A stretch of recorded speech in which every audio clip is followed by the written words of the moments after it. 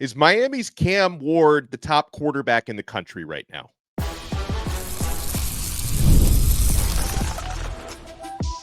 You are Locked On Canes, your daily podcast on the Miami Hurricanes, part of the Locked On Podcast Network, your team every day.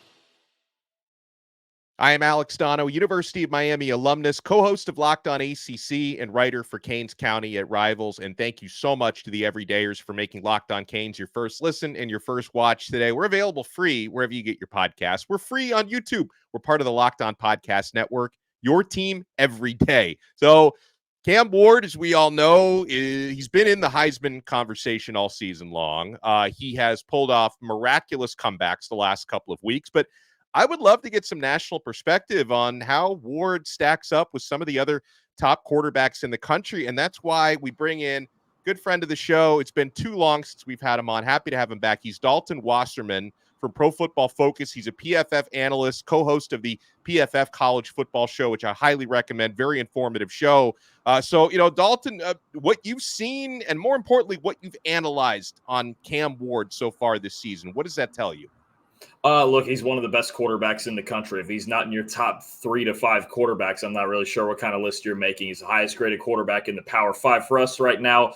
I think what you're seeing is you're getting the big plays, right? You're getting the best case scenario of Cam Ward. You're getting the big plays. He's got a ton of big time throws this year, but you're also getting less of those boneheaded mistakes, right? We've seen a couple of them. It was the interception against Florida. There was a couple of them against Virginia Tech. You saw the one big one against Cal, but there are a lot. It might not seem like it because he's had a few of them recently, but they are fewer and further between than they were at Washington State. Because in his career before this year, he had 46 fumbles. There was a lot of turnover-worthy plays. He had 71 big-time throws and 79 turnover-worthy plays in his career. So the turnover stuff has come down. There is an occasional moment here that, the pick six against Cal was ugly. You don't usually see guys do that, but there's been less mistakes, and he's still been able to attack downfield. And honestly, he's one of the handful of quarterbacks that, like these two big comebacks that he's had, he could just will you to a win, right? When you think about Shedeur Sanders, Jalen Milroe, some of these other guys who could just will you to a win, Cam Ward's one of those guys now. He's certainly leveled up this year from what he's been at, both at Incarnate Word and at Washington State. By the way, also on this loaded episode of Locked On Canes, where Dalton's nice enough to join us, we're going to talk about the predictions and the trends heading into the Louisville game this Saturday. Miami coming off the bye, 6-0, but they've had some close calls. We're going to talk about Miami's defense, the good and the bad, but sticking with Ward and the offense for a second, you mentioned a couple of other top quarterbacks, Shedeur Sanders, Jalen Milroe. Of course, Cam Ward is going to be heading into the NFL draft next year because he's out of eligibility. Even if he wanted to play again in college, he couldn't. So what do the early trends tell you about, how quickly, how early he may be drafted? And, will he be the first, second, third quarterback taken? How do you see that? Yeah, the order of them is going to be really hard to predict right now because I think you have several different guys with several different styles, and some people just like some better than the others. Me personally, I would probably put him second or maybe third. I'm a Shedeur Sanders guy. I think he's the best one. I think he's the most ready to play right this minute, but it's incredibly close. When you talk about Sanders, Ward, Jalen Milroe's got tools for days. I don't think Carson Beck is out of that mix. I think he's terrific, and now he's gotten raging hot for Georgia. I think there's a bunch of guys right now. Garrett Nussmeier's getting some buzz. I do think if Ward keeps playing like this, I think he's certainly going to be a first-round pick. The order of them is going to be hard to decide, and we're going to need the rest of the season to figure that out, and then you're going to get to the combine, and someone will go crazy. I think it's very close between the top 5 or 6 guys. I would probably have Ward. I might even have him second right now, second or third, somewhere in there. Again, I'm a Shedeur guy. I think he's spectacular, but Ward, if he keeps the turnovers down and he keeps making fewer mistakes than he's made in the past, that's the big thing, because he can be a bit of a gunslinger, but if it's a little bit less than it used to be at Washington State, then you're really talking about you might have an elite guy in your hands. The remainder of Miami's offense, because I know you study it very closely for the PFF College Football Show, Xavier Restrepo is having a tremendous year. In fact, he's less than 100 yards away from becoming Miami's all-time leading receiver. There have been other receivers who have stepped up this year, like Isaiah Horton has been pretty consistently good. Elijah Arroyo at tight end has been excellent. What do you make of some of these other playmakers? And I think Ward, the same way that the playmakers benefit from having Cam Ward, I think Ward is also benefiting from a lot of others in the offense stepping up.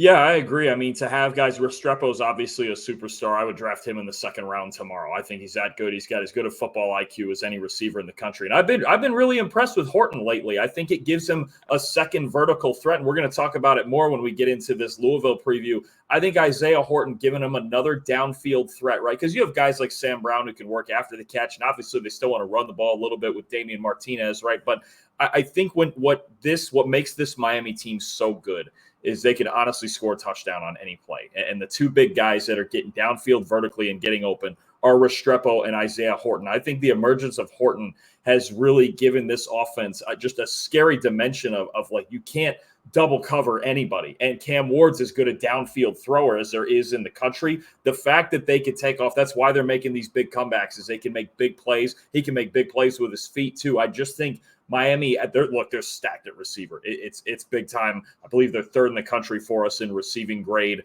The fact that they're that stacked, the fact that they can get vertical, and even Cam, some of these throws into tight windows are just ridiculous. He's fearless. It all makes him very, very dangerous on offense. Well, when we come back, I want to talk about Miami's D, which has been really good at times and really good in certain spots, but has been a liability in these last couple of close games. And we'll get Wasserman's thoughts here on how he feels about this Louisville game coming up. Dalton Wasserman is with us. PFF does an awesome job. You guys want to keep it locked? We're only getting started. We're nowhere near done yet on this brand new episode of Locked On Canes. Guys, I'm so excited that we have this great feature with Roy. It's time to recognize the player of the week. So far this season, we've pooled over $10,000 to support players on Roy. Micro deposits lead to massive change. With the Roy app, you can direct your support to the athletes you love, ensuring that all funds go to the specific player you choose. Unlike collectives, you know exactly where your support is going. You even receive exclusive content like personal videos and updates after the season.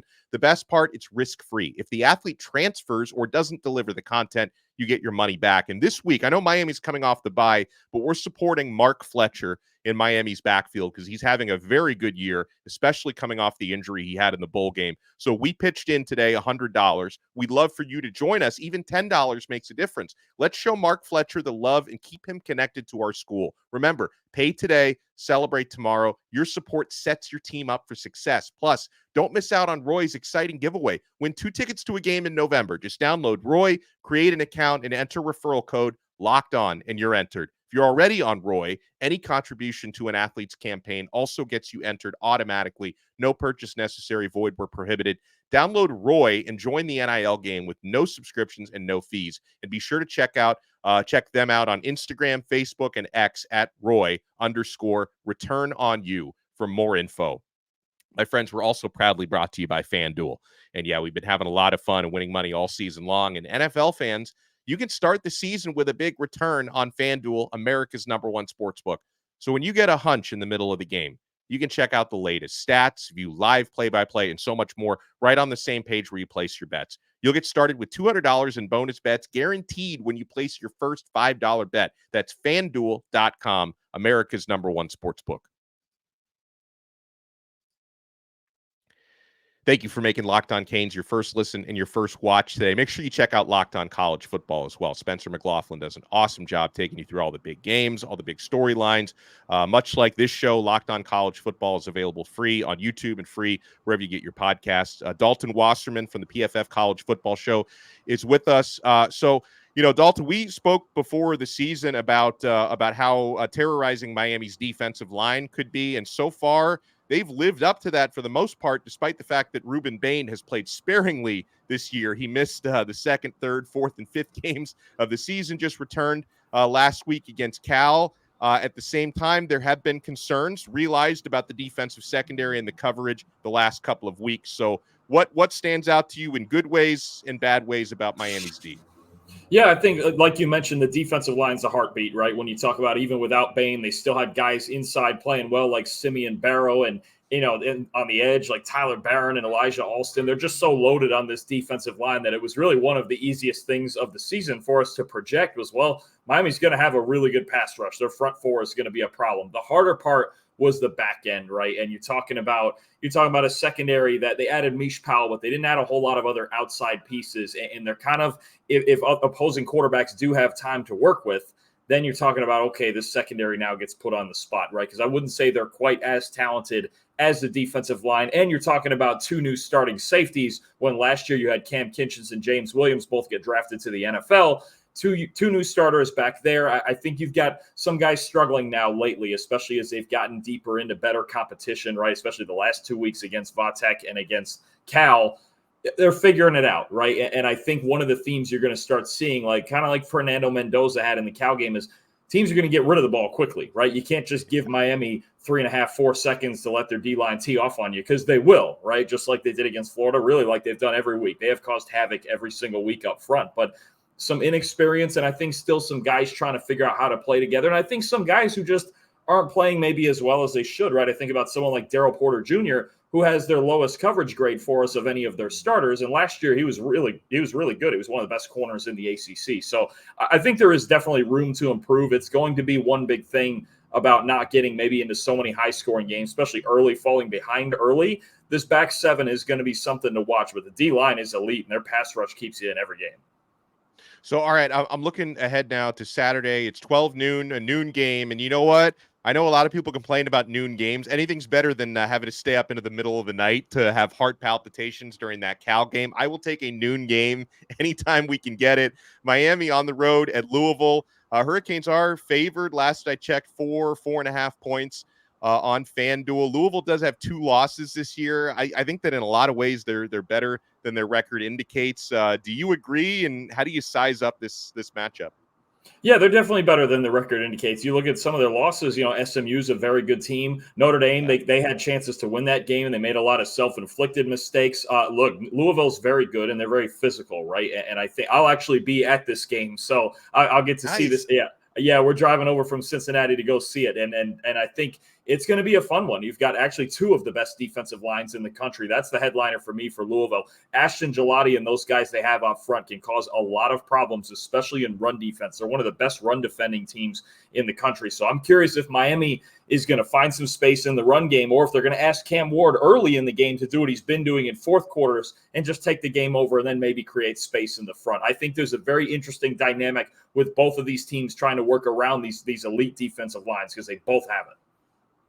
Well, what's your take on Tyler Shuck? Because to me, the question with him for the past several years has just been, can he stay healthy? And so far, the Louisville quarterback has done that. And you combine his talent with the quarterback whisperer with Jeff Brom as head coach. He's not setting the world on fire with his numbers. It's been a very run first team in a lot of ways. But I think Shuck is having probably the best season he's had in many years. Yeah, I agree. And his health was always a problem, right? We've seen several years with season-ending injuries. I think he's had a solid season, right? He's not, having a Cam Ward type of season or anything like that, but he's been solid for them. And I think the 2 things that you get in their offense, you mentioned the run game and a lot of play action off of it. Jeff Brom is one of the best play action play callers in the country, and they throw a lot. They're going to challenge Miami's corners, Porter and those guys on the outside. Louisville's one of the best teams in the country at throwing out towards the numbers, and they have found that rhythm with Shuck and with Jacoy Brooks, who's just having a spectacular year. That's an NFL receiver, the transfer from Alabama. They've really gotten him going on these go balls outside the numbers, these double moves outside the numbers. They stretch the width of the field. They suck you in with the play action, and then they get it over your heads to the outside. So I think it's going to be a big challenge for Miami's corners, covering Jacoy Brooks, covering a guy like Chris Bell on the outside, because Louisville likes to get it out to the perimeter. This is really well said. And guys, I'm telling you, you have to check out the PFF College Football Show. I watch a lot of especially game previews, and you guys do some of the best, Dalton. So let people know where they can find you and where they can find the awesome content. We appreciate that big time, Alex. On our PFF College Football Show YouTube channel, we are live on those previews are Tuesday nights at 6 o'clock Eastern. We also go back over and review all the weekend's biggest games on Sunday mornings at 9 a.m. And also we have written versions of those previews too on PFF.com that I believe come out on Wednesdays. So all the previews and reviews you need, the PFF College Football Show YouTube channel.